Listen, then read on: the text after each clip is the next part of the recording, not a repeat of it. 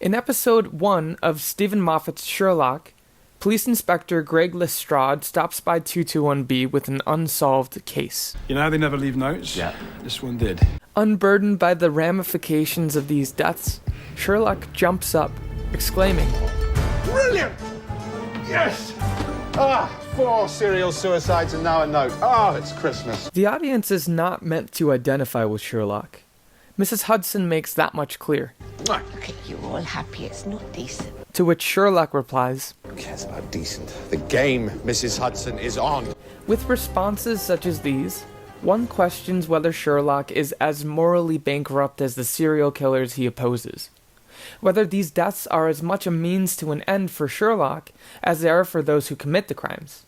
And yet, no one stops Sherlock. Not Mrs. Hudson, not Watson, not even the audience. In the final episode of Season 1, Sherlock laments his boredom. Look at that, Mrs. Hudson. Quiet, calm, peaceful. Isn't it hateful? To which Mrs. Hudson consoles, Oh, I'm sure something will turn up, Sherlock. A nice murder. That'll cheer you up. Though Mrs. Hudson, the audience, and Watson first reject Sherlock's abrasive morality, we end up affirming Sherlock in more ways than one. While Mrs. Hudson indulges Sherlock with her words, the audience indulges him with its viewership. And Watson indulges Sherlock with his actions, stopping on a dime at Sherlock's request. However questionable Sherlock's sociopathic tendencies, the question of whodunit proves far too potent to opt out. Turning to the original source material, The Man with the Twisted Lip opens as Watson walks along a vile alley. The doctor, tasked to retrieve a drug-addicted client, descends down a steep flight of steps which leads to an opium den with a black gap, like the mouth of a cave. Then, like a claw machine at a seedy carnival, Watson reaches into the darkness, sifting through piles of bodies, lying in strange, fantastic poses.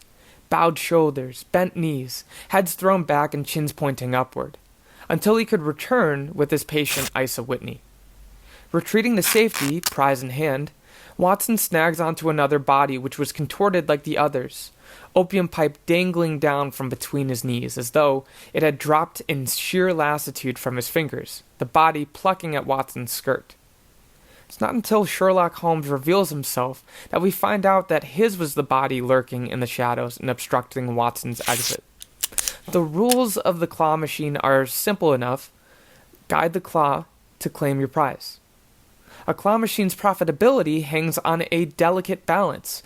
If the game is too easy, all sense of challenge and tension fritter away along with the machine's prizes. Rig the game too much, game designers are known to grease the metal claws and twist the claw as it descends, and customers will be dissuaded from playing altogether. As readers, we are pressed against the glass, knowing that one wrong moment could dash Watson's hopes. But, ironically, Watson sets his hopes on something else entirely, leaving with an entirely different prize than Sherlock Holmes. Whodunits and claw machines are similar in that they deal in misdirection. They convince us that we want one prize, but guide us to a less tangible, yet more valuable prize. Just as Holmes dons a disguise in The Man with the Twisted Lip, his intellectual property has donned many variations since his original outing with Arthur Doyle. Some narratives, such as Enola Holmes, assign different genders to Holmes. In The Great Mouse Detective, Sherlock is replaced with Basil, a mouse living in the basement of 221B Baker Street. Venturing outside of narrative storytelling, board games have submitted their own adaptation of the consulting detective's adventures. One such game uses a map of London, a directory with businesses and addresses, and a daily newspaper to create a London-esque setting. Another game splays out cards in a gridded system to give the game a sense of place.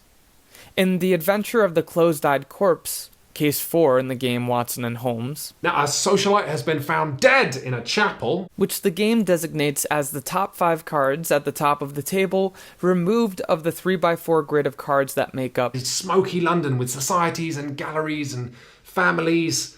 Now, Just as the claw machine operator manipulates his machine, the designer of this board game has played and experimented with this. running around town game, In this case, it actually costs you a carriage just to travel between central London and the chapel outdoorsy area up here, so you want to be quite sure you're done before you leave. in another case, You have to get a train between locations in London and Carfax. each new case in the game presents new sequences of cards to flip over.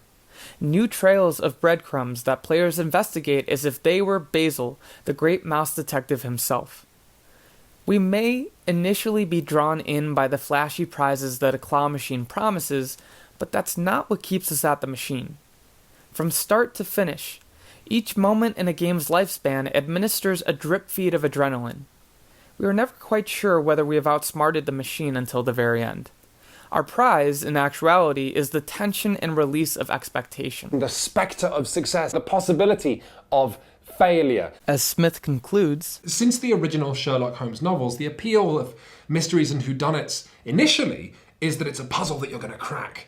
But that cracking it is like 5% of the experience, or 0% if you're watching a TV whodunit. The remaining 95% is just it being wrapped up in it, in feeling that the answer's just around the corner. the essence of Sherlock is able to venture into new mediums because, whether novel or movie or TV show or board game, what matters most is how the case makes you feel, not how the case resolves.